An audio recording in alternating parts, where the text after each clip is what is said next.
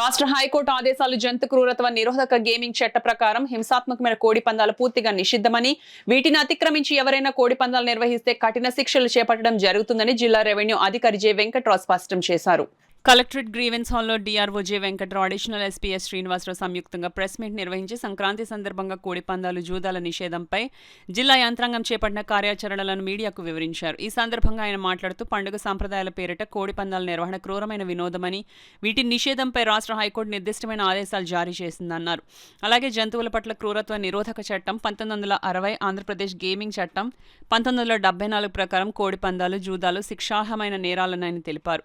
కోడి పందాల నిర్వహణకు వ్యవసాయ భూములు, తోటలు, ప్రైవేట్ స్థలాలు ఎక్కడ నిర్వహణకు అనుమతి లేదని, కోడి పందాలు, జూదాల నిర్వాహకులతో పాటు వాటిలో పాల్గొనేవారు, ప్రోత్సహించేవారు, బర్రెలు ఏర్పాటు చేసిన భూమి యజమానులు, పందాలు ఒడ్డేవారు, బర్రెల వద్ద మద్యం విక్రయించేవారు ఈ చట్టాల కింద కఠిన శిక్షలకు పాత్రలవుతారని డిఆర్ఓ సుస్పష్టం చేశారు.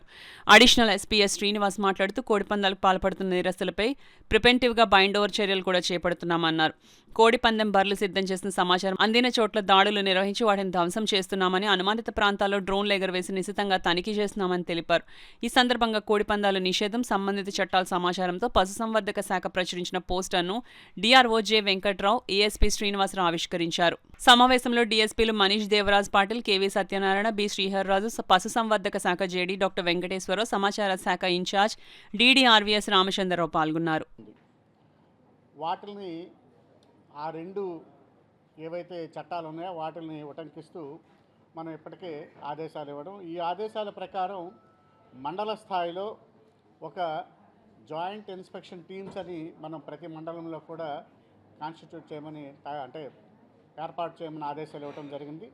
దానిలో తహసీల్దార్ గారు, అదేవిధంగా ఎస్ఐ గారు, అలాగే మండల యానిమల్ హస్బెండరీ ఆఫీసరు, అలాగే ఒక నాన్ గవర్నమెంటల్ ఎన్జిఓ నుంచి ఒక ఆర్గనైజేషను, అదేవిధంగా 2 పోలీస్ కానిస్టేబుల్స్, ఒక ఫోటోగ్రాఫర్ని కూడా దీని ఒక టీం ప్రతి మండలంలో కూడా ఒక టీంని కాన్స్టిట్యూట్ చేస్తున్నాం. దాని ప్రకారం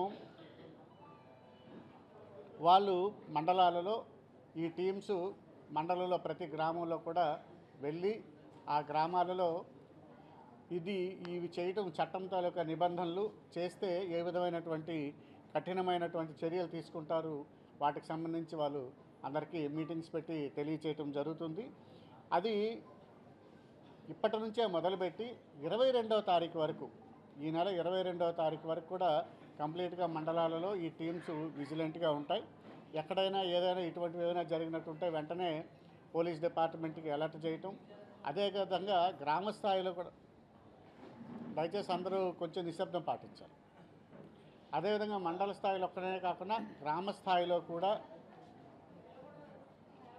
పంచాయతీ సెక్రటరీసు, విఆర్ఓసు వీళ్ళందరినీ కూడా మనం అలాగే జిఎస్డబ్ల్యూఎస్ సిబ్బంది ఎవరైతే ఉన్నారో వాళ్ళందరినీ కూడా అలర్ట్ చేసి ఎక్కడైనా ఇటువంటివి కానీ జరిగేటట్టు అవకాశం ఉన్నట్టుంటే ఇమ్మీడియట్గా మండల స్థాయి అధికారులకి రిపోర్ట్ చేయమని చెప్పి వారందరికీ కూడా ఆదేశాలు ఇవ్వడం జరిగింది. ఒకసారి రిపోర్ట్ వచ్చిన వెంటనే వాళ్ళ దగ్గర ఎవరైనా అలా చేస్తున్నట్టు కానీ మనకు కానీ తెలిసినట్టుంటే వాళ్ళ మీద చర్యలు తీసుకోవటం, ఏవైనా వాళ్ళు వాడుతున్నటువంటి అంటే వాడేవాళ్ళుగా అంటే కోడి పందాలు జరిపేవాళ్ళు కానీ, దానికి స్థలాలు ఇచ్చేవారు కానీ, అందులో పార్టిసిపేట్ చేసేవారు కానీ, దానిని ఎంకరేజ్ చేసేవారు కానీ ఎవరున్నా వాళ్ళ మీద చట్టపరమైనటువంటి చర్యలను ఖచ్చితంగా తీసుకోవటం జరుగుతుంది. దీనికి సంబంధించి ఇప్పటికే మండల స్థాయి అధికారులందరికీ కూడా both revenue as well as police యంత్రాంగానికి ఎస్పీ గారి సైడ్ నుంచి, అదేవిధంగా జిల్లా కలెక్టర్ గారి సైడ్ నుంచి కూడా ఆదేశాలు ఇవ్వటం అనేది జరిగింది. దీనికి సంబంధించి గ్రామాలలో కూడా నేను ఇప్పుడు చెప్పిన విధంగా ఏదైతే ప్రతి గ్రామంలో ఈ మీటింగ్లు పెట్టి చెప్పడం మాత్రమే కాకుండా ప్రచారం చేస్తారు. టామ్ అని చేయడం ద్వారా, అలాగే ఫ్లెక్సీలు చేయడం ద్వారా ప్రచారం కూడా చేసి ఈ విధమైనటువంటి కార్యక్రమాలకు ఎవరైనా కానీ పాల్పడినట్టయితే వారి మీద ఏ విధమైనటువంటి చర్యలు తీసుకుంటామన్న విషయాన్ని కూడా అందరికీ తెలియజేయటం అనేది జరుగుతుంది. భోగికి శుభాకాంక్షలు తెలియజేస్తూ ఆల్రెడీ డిపిఆర్ గారు ఈ కోఆర్డినేషన్ మీటింగ్ ఎవరెవరితో ఏంటనేది మీకు డీటెయిల్గా చెప్పారు. దీనిలో మండల లెవెల్లోనూ జిల్లా లెవెల్లో ఎవరితో ఎట్లా కోఆర్డినేట్ చేస్తారనేది సార్ డీటెయిల్గా చెప్పారు. ఇది as per direction of the high court, honourable high court వారి డైరెక్షన్స్ ప్రకారం చట్టరీత్యా ఏ అయితే ఉన్నాయో ఎట్లా ఇంప్లిమెంట్ చేయాలన్న దాని గురించి ఆల్రెడీ మా గౌరవనీయులైన ఎస్పీ గారు రెగ్యులర్గా జరిగే మాకు టెలికాన్ఫరెన్స్లో కానీ లేదా ఆల్రెడీ సెట్ కాన్ఫరెన్స్లో రెగ్యులర్ చెప్తా ఉన్నారు.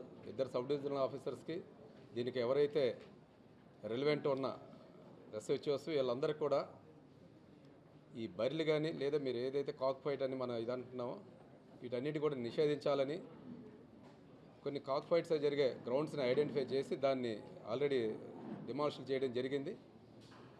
అట్లానే ఈ డ్రోన్స్ ఇప్పుడు లేటెస్ట్గా ఏంటంటే డ్రోన్స్ ద్వారా కూడా మా వాళ్ళు ఐడెంటిఫై చేసి ఎక్కడెక్కడ ఇంటీరియర్లో కూడా ఉన్నాయో అవన్నీ కూడా నిషేధ ప్లేసుల్లో ఎవరన్నా ఇది చేసినట్టుగైతే దాన్ని కూడా రీచ్ అయ్యి వీటన్నిటి కూడా ప్రివెంట్ చేయడం జరుగుతుంది. ఆనరబుల్ సీఎం గారు డిప్యూటీ సీఎం గారి స్లోగన్ ఏదైతే ఉందో సాంప్రదాయ సంక్రాంతిని ఆచరిద్దాం, కోడి పందాలు వద్దన్నది ఆ స్లోగన్తో అందరూ ముందుకెళ్దామండి. రిగార్డింగ్ ఈ మీరు ఏదైతే పందాలు ఎవరైతే ఆర్గనైజ్ చేస్తున్నారో లేకపోతే కత్తులు కడుతున్నారో అన్నది వాళ్ళకు ఇద్దరు sub divisional officers bind overs చేశారు, కొన్ని ప్రివెంట్ అరెస్టులు చేశారు. వారందరినీ కూడా డిటైన్ చేయడం కూడా జరిగింది.